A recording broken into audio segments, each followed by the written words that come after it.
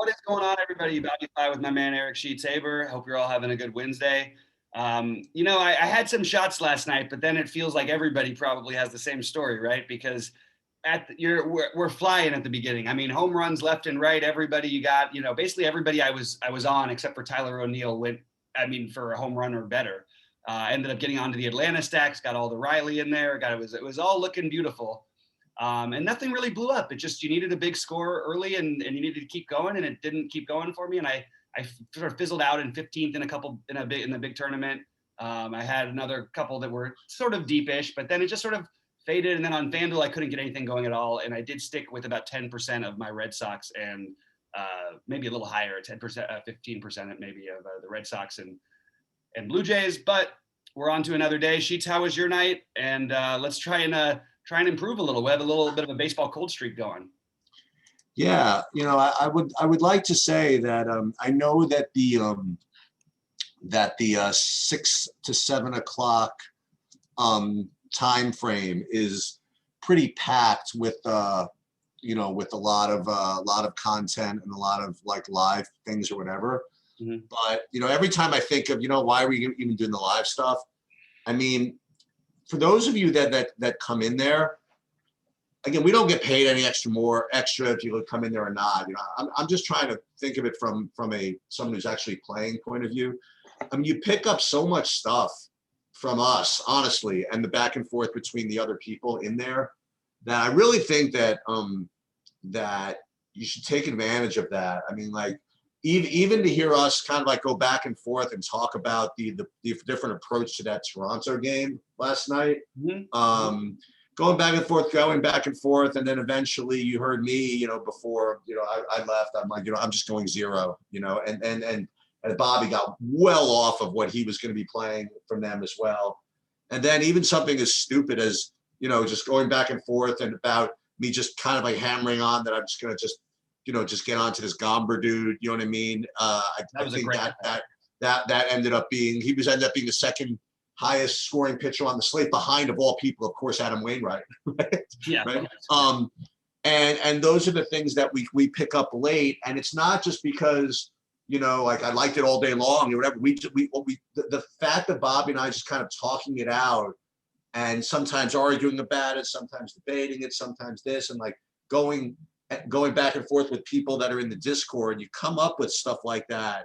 And that can really make the difference. So I do, while it might seem kind of sometimes kind of a tough, I don't want to say a tough sell, but it is a tough vibe, like being in that Discord late, because Bobby and I are not really like presenting, and we're just like kind of talking and going off on different things and just doing whatever. So it's not a real organized type of thing. But if you could stay with that, we do like to wrap it up when you still have enough time to act on it, right? Mm-hmm. So I would do my best to get in there. If again, everybody has their own life and their own different the different schedules, but yeah, I know that I personally do better when I get in there and get get those Bobby updates near the end. So and I think it's important for MLB, but I think when it comes to NBA season, I would say that it's really valuable, because there's a million things that go on in the last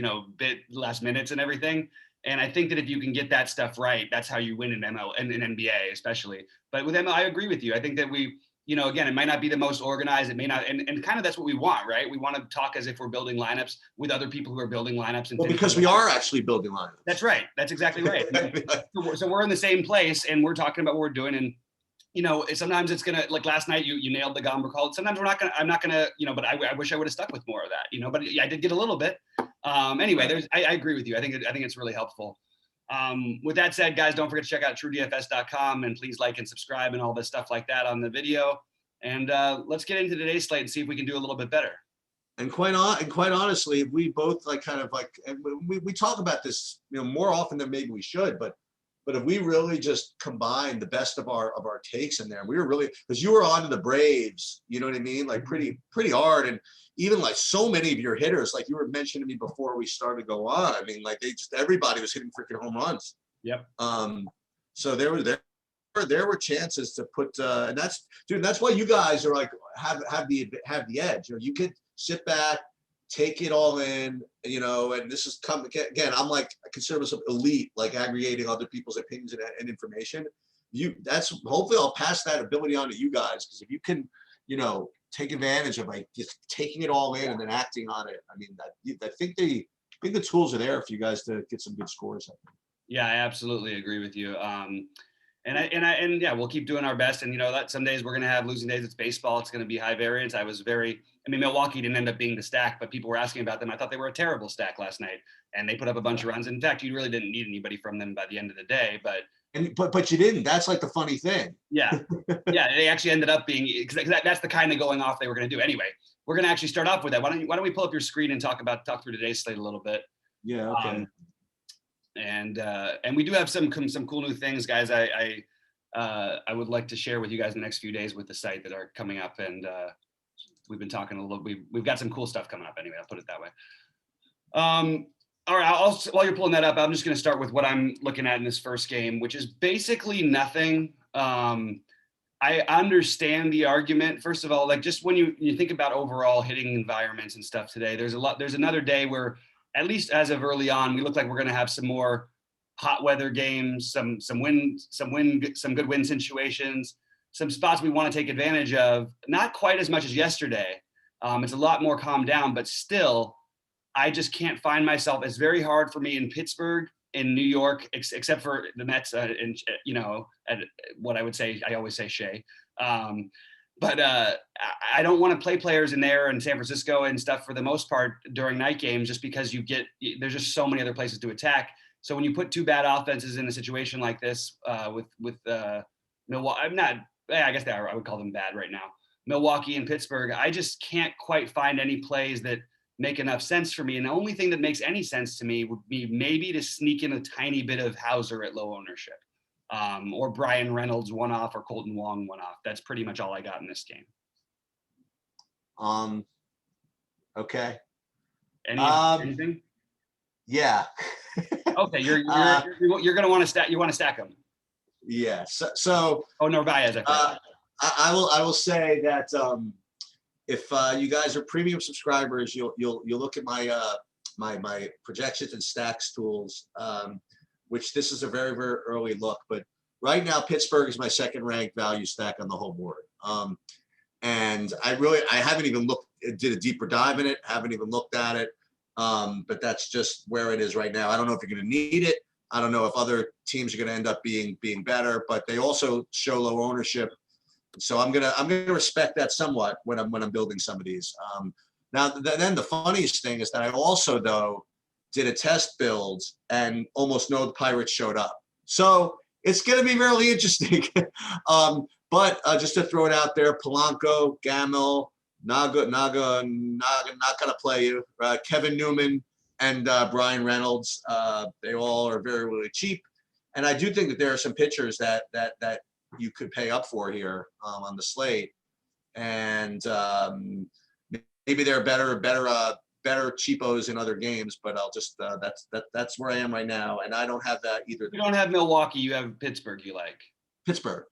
Okay, I think I could see it from a point per dollar like Polanco for and Newman and then Brian Reynolds is the one I would try to get in if you're going to play, because Brian Reynolds is a legit really good baseball player. And Brian Hayes is pretty good too. He's solid. Yeah. I think those are the two guys. But you can get it in so cheap. I get it. I think you're looking at a complimentary stack, though. I really think that it's hard for me to just get behind going there. And also, I'll add to it that Milwaukee has probably the fourth or fifth best bullpen in the major leagues. Okay. And Hauser, I look. This guy is a level below all the other pitchers for Milwaukee. But this is an absolutely it's a good matchup for him. They're not going to, they swing too early in counts. You do have an extreme hitters umpire, so I'm probably not going to play any Hauser, but I don't know. I don't find myself wanting to attack it too bad. I do like Narvaez a little bit. And then Polanco, I didn't realize he was 2,500 still. I thought they would have raised that, and Reynolds, but that's pretty much all I've got from this game. Stallings is always really good. Is always really good in the catcher spot. Yeah. Oh yeah, absolutely. You can always play Stallings the one-off, but I don't think he'll play today. Oh, okay. If I had, actually, he may. It's just this would be his normal day off. It'd be either today or tomorrow. So I just would be just look out for that. But yeah, if Stallings is in, it always makes sense in the middle of the lineup. All right. Are we gonna, we're gonna have an interesting conversation in the next game. I think the best pitcher on the slate is coming up, and Zach Wheeler is so good and has really transformed himself. This is not the Mets Zach Wheeler.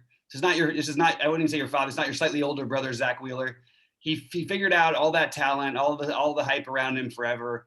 I truly believe in this guy's skill set. Washington's been tough lately, but I really am going to have trouble not making Wheeler my priority pitcher. I do think if you're playing multiple lineups today, and I'm just going to say, like, before the season ends, Patrick Corbin will be on a monster winning lineup. I don't think today is necessarily the day. And I'm actually looking more at Philly bats than I am him.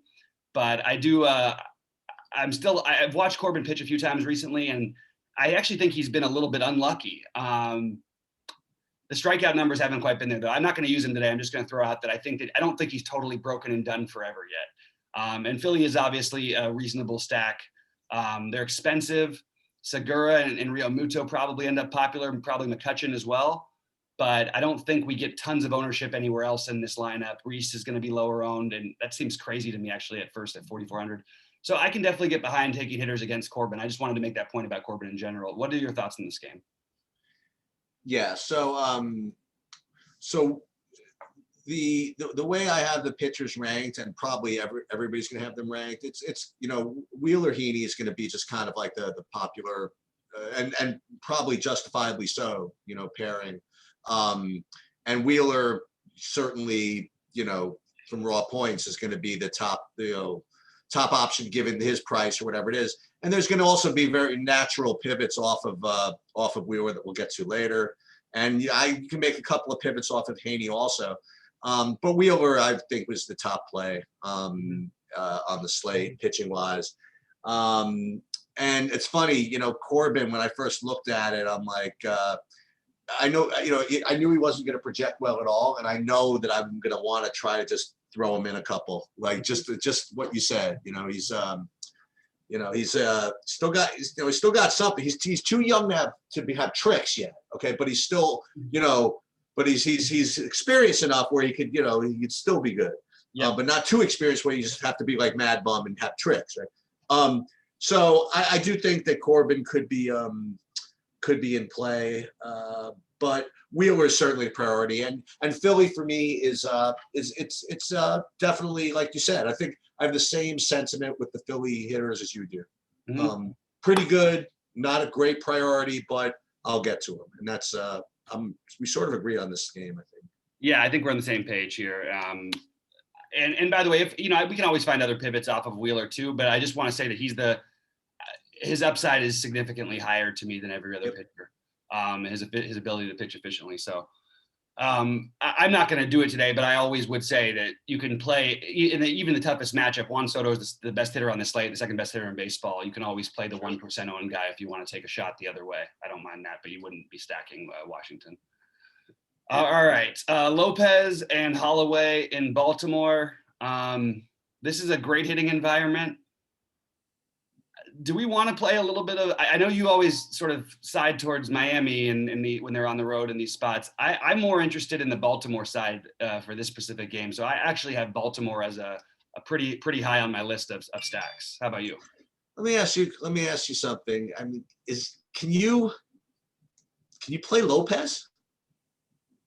Can you play Lopez? Yeah, he's like 2K. You know what I mean? Like he's like. Yeah, but then why not just play Bubic, okay. A guy with some real upside who's got some talent building towards the right part of his career, as opposed to a guy who can't really get strikeouts. I mean, sure, you can take a shot with Lopez. If this game was in Miami, I would say even better, because you got the National League Park, better pitcher's park, and you would have a lot worse. You lose the pitcher spot, but I'm sorry, you get the pitcher spot back. I guess Lopez is cheap enough where if you want to take a really weird gamble, I just can't quite find the reason to do it on this slate. But to answer your question, yeah, you're right. I do get to Miami on the road here in Baltimore, And yeah, they're again, they're cheap and they're bad, and you know what I mean. Like and depending on what I want to do pitching wise, you know, I'll play them. But I'll tell you the other team. You do me a favor, just pause this for. All right, so you were talking a little bit about the Miami Baltimore. Right. No, what I was getting at was that I really like the Baltimore idea. They probably are not going to be that highly owned, and they're in a good hitting environment because they're in Baltimore. I'll throw in Hayes, Mullins, Mountcastle, and then whoever this guy is, Dominic Leba, Ramon Urias. I don't know, but I mean, you don't even have to play those guys. But yeah, I'm with you. I think I'm with you on the Baltimore a little bit. Yeah, look, and the thing is, I know Miami's bullpen has been better this year, but their road numbers are nowhere near as good as they are at home. So I'm into the Baltimore idea against Holloway and the others, as I would say, the bullpen, which is good in like two spots, but mostly I don't have a lot of faith in.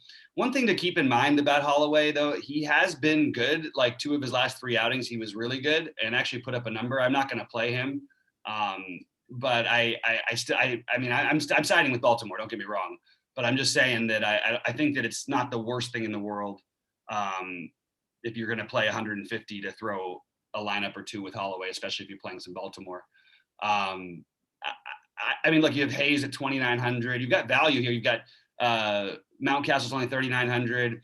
Mancini's 4,900. It's Mullins I like, and then you've got DJ Stewart at 2,600, who's got the power to make everything worthwhile. So I'm into the Miami stack today. I'm sorry, the Baltimore stack today, but I'm not getting to any Miami personally. Okay. The guy I would go for would be, as usual, it's Adam Duvall. I'll just take the power. It's a great righty power park. I just can't quite get to that price on Marte, and I wish Adam Duvall played another position because I just don't. My outfield spots are so valuable. It's hard for me to pay that price for him in the outfield. All right, let's talk about the Mets and the Braves. 2 pretty good pitchers here, and I don't think I'll be playing either of them. I don't think I'm going to be taking any hitters in this game either. Wow. Maybe McGill. Yeah, so, I may play McGill. Sorry, go ahead. So it's funny because I was going to do something different. I thought that Fried was a pretty decent pivot off of Haney. Again, you're not going to get 30 fantasy points out of him, but you know, we've been going after the Mets a little bit, and if we could just somehow avoid, you know, Alonso hitting, you know, 2 home runs or whatever. Mm-hmm. I mean, really, like the old and McCann, I suppose. Like everybody else is like lefties, right? I mean, I think that like let's say Haney like blows up or whatever it is. Mm-hmm. You know, I think Fried is probably a good bet to like win the game, you know, and have like a decent enough game against the Mets. I kind of had him ranked pretty decently here. Again, as long as I realize that he's not going to like, you know, blow the slate to pieces. I mean, I think that he could give me a little more safety as opposed to someone like Haney, obviously $1,000 less or more than him, whatever. But I don't know. I kind of like him. I wasn't as into the McGill Gorilla as at that price, but yeah, not really into Fried, huh? I'm okay with Fried, actually. I mean, like, maybe I spoke too soon on this. I think I actually did it on McGill too. I think McGill is actually going to have some ownership. They you have a 6K prop for Fried, which is pretty high for him actually. At 5.5 for McGill, but McGill's been really good. Okay. I think maybe I could see myself by the end of the day playing a little bit of Fried. I think he's interesting. I put him on my list. Okay. Not a guy I generally want on big slates, but then again, slate's not quite as big as the ones we've been dealing with. Right. 8,500 with the nature of this pitching slate. I think it's interesting. So I definitely can get behind a little bit of it. All right, what are we going to do about this Toronto Boston? Just going to put it off and wait to see who's actually pitching? Yeah, I mean, so why don't you take this one? So tell everybody what the interest in this particular game is, given that it's 7 innings. Well, I don't have any idea. Well, so you're gonna want. We don't know who's pitching. Like we have no idea. They're playing their first doubleheader soon. No, but I mean, the point that we're making is that the 7 inning games, again, that are interesting because where you really don't want to play hitters because, you're giving up, at least one at bat. Pitching, it opens up like all kinds of new possibilities because first of all, you're not really giving up their normal upside because most pitchers are not going to go more than 7 innings anyway. And the pitchers that can get to 7 innings are that much closer to the complete game bonus because it's only a 7 inning game. So I guess what you were getting at is if like you could somehow get Robbie Ray, starting. I don't think he would be though. I think he's starting the day game, but I'm not sure though. I mean, like, you think either of these guys are really going to be able to go 7 innings? Robbie Ray can definitely pitch 7 innings. Yeah, I mean he's going to get. That's a tough matchup though, the 7 innings stuff. Yeah, I mean, last time, yeah, I mean, he only pitched 5 against them, but that was in Toronto, and you have 3 home runs. You have better pitching conditions today than you did, but I don't think Robbie Ray's. I don't think these guys are playing, so I don't think it matters anyway. I was just going to toss the whole game. I don't know if DraftKings is even going to include this game. Like, I know it's on the list right now, but it feels weird to me. Like, why are we including it? Sometimes they include it, sometimes they don't. Fine, and whoever's pitching, I'm probably not going to touch the game. It actually would create, depending on who's pitching, an interesting option of maybe considering some hitting. But I just think on a big slate, it's hard to do. It's just you have a lot of power in those lineups, and it's kind of tempting, even in a 7-inning game at no ownership, to maybe play some of those guys. But I don't think I'm going to go that route. Yeah. Talk about Tampa, New York. Yeah. Who do you? What are your thoughts on the pitching? I don't think I can get to either of these guys, especially. I guess it'd only be Walker really. I'm not playing anybody here, and in fact, if this game was in Yankee Stadium, and even still, maybe some Yankees would be a good way to go. Look at these prices. It's Aaron Judge is 4.4, which I don't know if that's ever happened before. DraftKings has just decided that's why paying up for pitching makes so much sense. Like, we don't need to spend up for hitters hardly ever. Even as great as like a guy like Soto is, great, he hits a home run and a double, but what Judge hits a home run and one of these other 4K guys is going to do it too. Stanton's 4,100. It's just a very affordable Yankee stack against Walker. Now, I don't want to fully stack ever against Tampa Bay because I believe they have the best bullpen in baseball. But as one-offs, Judge, Stanton, Sanchez, I think all of those guys make a lot of sense, and I would even include Odor if you wanted to get like a two-man or a 3-man or something. So that's pretty much all I've got in this game. Judge, Stanton, Odor, Sanchez. Yeah, I think it's in play. They're just as the experts like to say, they're just too cheap. Yep. And Judge back in the lineup just helps everybody. Yeah, I'll have some. They're not going to be my top one, but I'll have some Yankees. Why not? Yeah, I'm more looking at it for one-offs, but I think that's viable. Okay. And I'm not playing any Michael Wacha. It's Nope. not going to happen. Nope. All right, Chicago, Cincinnati. I would be very surprised if by the end of the day, Tyler Mahle is really going to be as high owned as he's probably projecting to be actually, as I'm seeing him projected as right now. I like Tyler Mahle as a pitcher. This is kind of an interesting situation. Zach Davies is pretty good at not quite getting blown up and not giving up a ton of home runs. But I have to take shot. This game's got a 10 total. It's nice hitting weather in Chicago. Yep. It's not massive wind, but it is, it's enough right now. And it's still hard to know how the wind's gonna end up going, but it does look like it's blowing slightly out to left. Actually, even more than when I looked an hour ago. It's blowing more towards left, not so much across the field. So 80 degrees, a little wind blowing out. It's going to be hard not to want to stack parts of both of these teams, even though I think Mahle's pretty good. I don't mind taking some of these Cubs bats against him who let me down last night. But I like both sides of this game. Joey Votto is red hot right now. He is, what is he homered now? 4 games in a row. He had 2 last night. He said, and he had another one a couple days before that. He's just red hot. So I like the red side a little bit better, and I think that I will be playing parts of both sides. I couldn't agree more. I think I think both teams are in play. I think you can game stack this. And when I say game stack it, I think that the winds it double correlates, right? So if the wind does end up, just kind of working out, you get both sides of this, and that ball can fly. And we talked about this a little earlier in the season. I kind of brought this up, and I mean, your comment was, well, that's good enough for me. And it seems to have worked out. There was a period of like 3 straight years of like fantasy baseball where DFS, where people would just like laugh at playing Joey Votto, right? That, hey, Joe, you don't play Joey Votto, don't play Joey Votto. At the beginning of this year, they actually interviewed him, and he says, listen, I'm not going to fight the trend, man. If you're supposed to like swing for fences and improve your launch angle, that's what I'm going to try. And good enough for me. Right? It's been working out pretty nicely for him. I don't know what his batting average is or anything like that, but for fantasy purposes, I mean, he's certainly like a real DFS player now. Yeah. So I agree with that. I agree with Votto and all the normal guys like Naquin, Winker, India, Suarez, whatever. So yeah, and the Chicago guys would let everybody down. I mean, yeah, well, I'll play everybody in this game. Sounds good to me. Early ownership projections I have are ridiculous in this game, and I'm guessing this is going to be pretty popular by the end of the day. Especially with Chicago. Well, I think Winker and Votto is where people are going to start the cash games. Okay. Like, I think those guys are right there.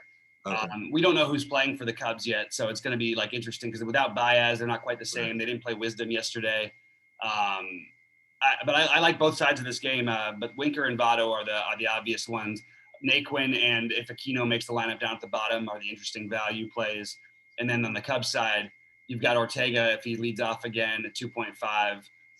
And then Rizzo, Bryant, Wisdom, Contreras, who just crushed my big line. That's what really killed me is my best lineups, all my catcher had 0 points because I had Contreras in all of them. And literally any pivot of catcher that I would have gone to would have put up like 30 fantasy points. They were going nuts.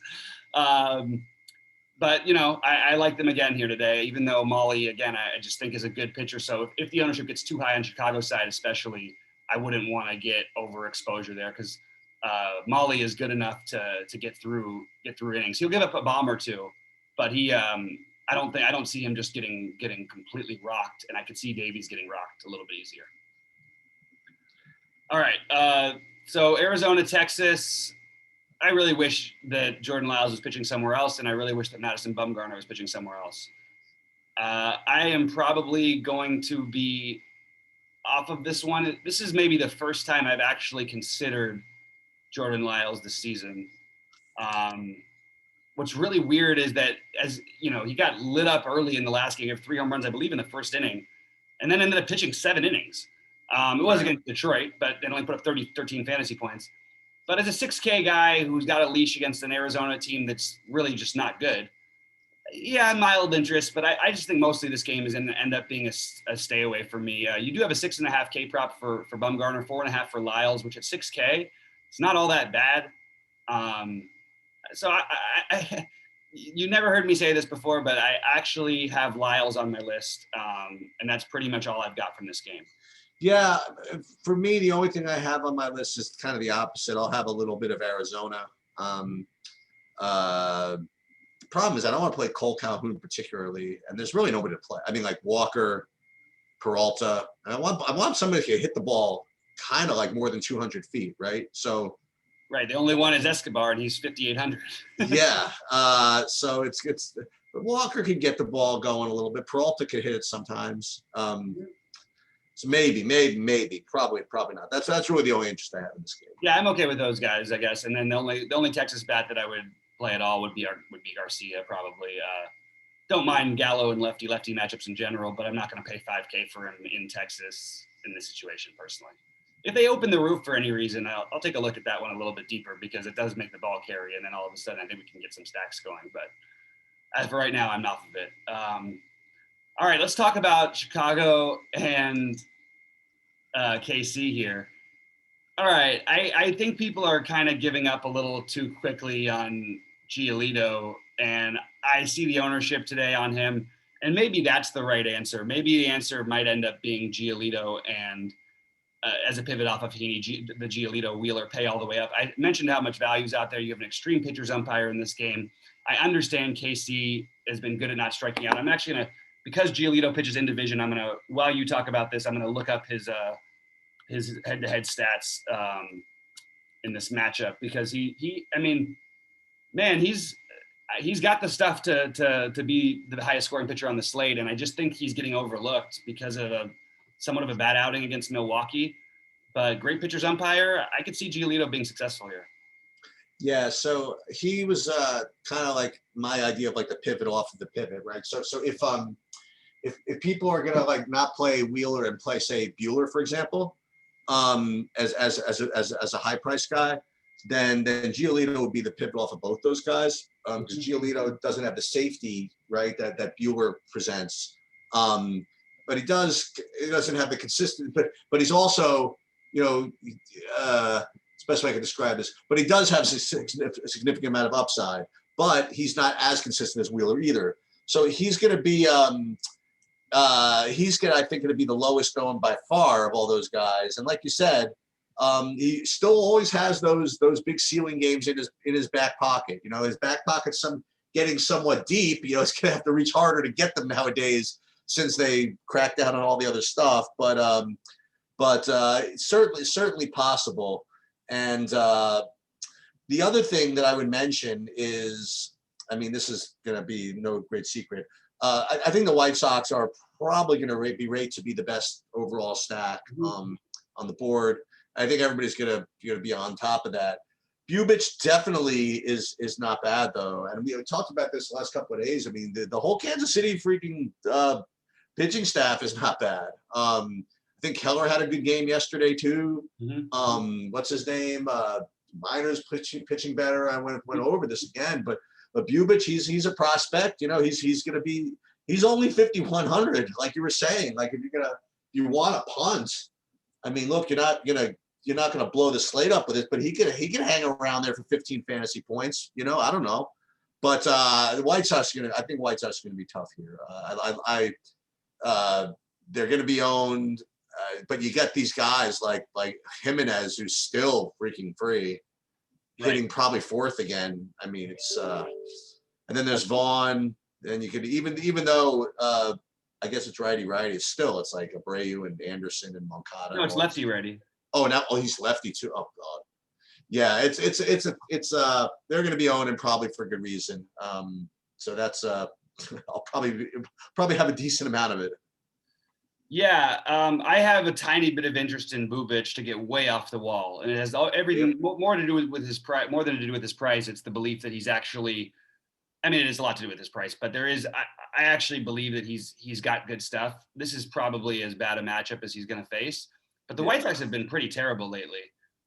Just in all honesty, I'm willing to throw that out and play them, but the problem is if everyone's going to play them, I could find an excuse not to. What I would say is if I fully stack them in like my main lineup, I would probably forego either Vaughn or Jimenez or play all White Sox in the outfield and include Adam Engel. 3,500, you get a guy who's going to be 2% owned versus two guys who are 2,800 who are going to be, 30% owned in Jimenez's case, maybe 25 for Vaughn. These guys are going to be massive, massive chalk. And I would love to get different in some way. So to me, Engel's the most obvious way. You know, you've got Mendick and Zavala. Zavala is like one of the worst hitters I've ever seen. So I almost wish I didn't ever watch him bat because it's actually throwing me off. Like it makes me like not want to play the minimum cost catcher in a stack that I might use. But I think other people are sort of the words out on this one. I just don't think he's a good hitter. But you know, he's 2.2K and sort of makes the rest of it work. The problem is this is going to be one of the more popular spots.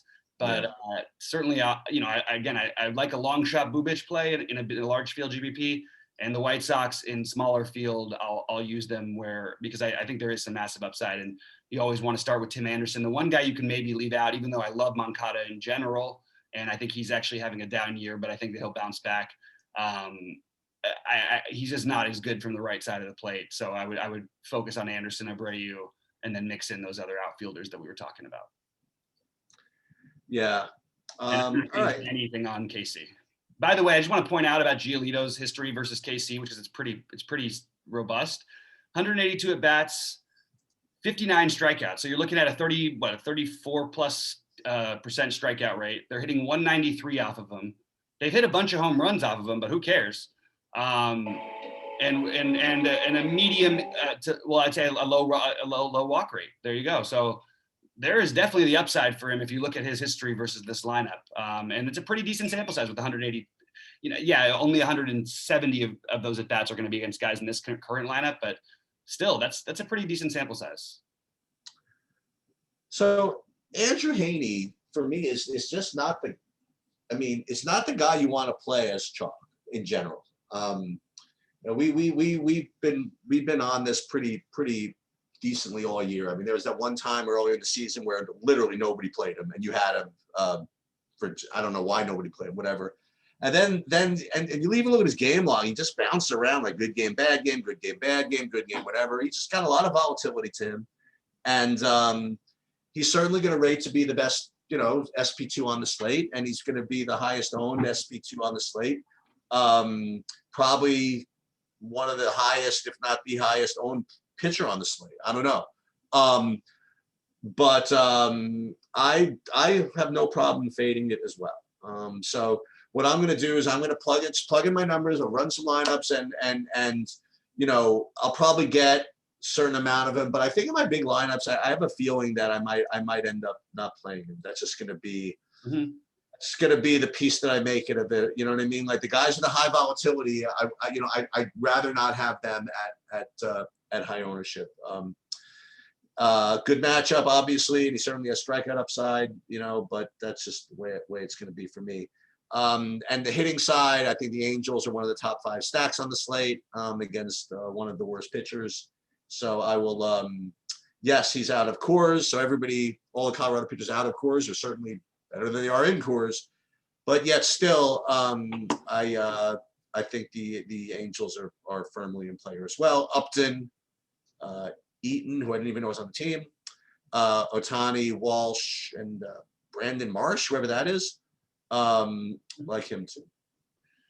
Yeah, they're going to be popular for good reason. So starting with Heaney, I do think this is a particularly good matchup for him. I'm kind of surprised that the totals as high as it is for Colorado's side of it, just because they've been so bad away from home and they don't have a whole lot of bats that are going to scare you. So yep. I like Heaney fine. I think the price is good, all that stuff, but I would rather try and find maybe these really high upside guys that are going to be a little bit less owned. I'm still going to have some Heaney in my lineups. I just think that low of Colorado. I will also have some Trevor Story on my non-Heaney lineups. I like the Angels that you mentioned as well. The only thing I'm just going to say is like the Angels, obviously not the same hitting conditions as the rest of the league tonight, but it is nice, actually it's not even true tonight as much. There's great hitting conditions in KC, by the way, which I didn't really touch on that much. It's 94 degrees there. 81 degrees though in LA. It's for the Angels, that's like a 10%, 20% stadium upgrade, somewhere in that range. So I think that's something interesting to keep an eye on. So I'm a fan of the Angels. The problem is I think it's going to be hard to get the bats I want. I think the bats are going to be pretty chalky by the end of it. Justin Upton would be my favorite. Ohtani would be my second favorite. I mean, obviously Ohtani's this is a great play. He just can always be 1,000,000% owned. And then Jared Walsh. Those are the 3 most popular and probably the 3 best plays. But you can get the guys like Marsh who are not going to be owned because these other 2.5K guys. Yeah, it's just I'm not excited about it, but I certainly understand. I'm not excited about any individual hitter outside of Ohtani and Upton and Walsh, but I certainly think a stack makes sense. All right, Dodgers in San Fran. You want to talk about us first? Yeah, sure. So I'm not into Scalfani on another slate. Maybe he'd fit in there, but I just think there are enough guys above him in my rankings that I just rather play. Bueller, I do prefer Wheeler to Bueller, and I think for whatever reason I think I prefer Fried to Bueller too. I don't know why. I have Bueller pitching against San Francisco, and Bueller's certainly a much better pitcher than I guess everybody on the slate. Think about it. I don't know. You can argue about him versus Wheeler or whatever, but I think Bueller is certainly a better pitcher than Fried, for example. But I mean, San Francisco is really good. So I don't know how comfortable I am paying 10.5 for Bueller. I think I would honestly rather rather play Fried against the freaking Mets. And I don't know. That's my instinct. He certainly ranks as a good play. And he certainly is a very natural pivot off of Wheeler from a price perspective. And he's certainly, you could pencil him in for 15 to 20, you know what I mean? And certainly has upside from that, but I don't know if San Francisco is the team to get to generate that upside. What do you think? Up 29 and 30 the last 2 times against San Francisco, has one of the best pitchers umpires in baseball. Okay. I think he's absolutely on par with the other guys tonight. Better pitching environment, lowest total on the slate against him. I could keep going. Or no, I guess Washington has the lowest total on the slate, a little below San Francisco, but that could, by the end of the day, that actually may change. I am definitely going to be heavy on I think that's my way of doing it, is the Buehler, Wheeler, Giolito together in some form. Maybe playing Buehler and Giolito together is an interesting way, although I love Wheeler. Just to try, can you get that done? I mean, can you play both those top pitchers like Buehler and Wheeler together? Whatever you want. Give me 2 15K pitchers, I'll make the lineup work. I've got 9 guys in the middle of the order or early in the lineups that are under 2,800. Like, I don't have any reason to. Those guys, the difference between them and the guys 5,600 are nothing but miscalculations in terms of a one-day sample. You know what I mean? In terms of a one day, there's almost no difference. So, I mean, you've got Jimenez, you've got Vaughn, you've got Polanco, Stewart, Naquin, Aquino. We mentioned even Walker, Cole Calhoun. There's a bunch of guys with enough power to do whatever you want with your lineup. Okay. So. By the way, our boy Sheets hit a home run last night. Did he really? I didn't even notice. It's so funny. Anyway, so just a quick sum up of the slate. I am going to probably end up sticking to those 4 pitchers: Buehler, Wheeler, Giolito, Heaney, with maybe a Bubic mixed in, maybe a Fried or McGill or Lyles. I don't think so, though. I just don't see myself needing to. But that's really the only reason. Favorite stacks are. Oh, by the way, I actually like the Dodger one-offs a little bit tonight. I don't mind if you want to take a shot on any of them, but I'm not stacking them against Descalfani again. If they were in LA, it would be a different story. But White Sox and Cincinnati, Chicago games stand out the most to me, followed by the Angels, Baltimore, and Philly. Narvaez, these are my one-off guys. Narvaez, McCutchen, or even in stacks, Hoskins, Judge, Stanton, Winker, Votto, Story, Upton, Ohtani, and then all the value guys I just mentioned a minute ago. So that's the way I'm sort of approaching things. Wheeler and Heaney are going to rate as the top plays. And you just got to watch your tournament selection and watch your exposures. Like you play Wheeler and Heaney, I mean, you together. I mean, you don't want to play like the White Sox. You know what I mean? Like you don't want to play Vaughn, Jimenez, Wheeler, and Heaney. You know what I mean? So I'm looking for pivots off of those pitchers, and the pivot off of Wheeler, as I just mentioned, was Buehler. And for me, my favorite pivot off of Heaney would be Fried. So for me, it's gonna be Wheeler, Heaney, Buehler, and Fried, and those are gonna be my top 4. And then Giolito would be the next guy kind of looking in. And as far as my stacks go, again, it's a matter of who you pair them with. But White Sox rates would be the best, whatever. But I'm not playing White Sox, like I said, with Wheeler. And what I would do? I'd probably play like I said, like Fried and Giolito, right? Like with White Sox or something like that. Get a little extra correlation with Giolito and the White Sox. It certainly doesn't hurt. And then other guys, Reds, Cubs game stack. I like that. And then the cheapos that ain't getting it done for going to be Pittsburgh and Miami. So that's where I'm at. And I'll just reiterate that the Yankees will probably make my lineups also. I like that. I like the Yankees. I like the Baltimore to get a little different today. Right, Baltimore. That's right. Yeah. All right, guys. Hey, good luck tonight, everybody. Tonight, let's crush it. I know we had a little bit of a slow one last night, but we're gonna be back on fire. Well, we just had everybody hitting home runs last night, so hopefully tonight it'll just be our guys. Good luck to everyone out there. We'll see you at the top of the leaderboards.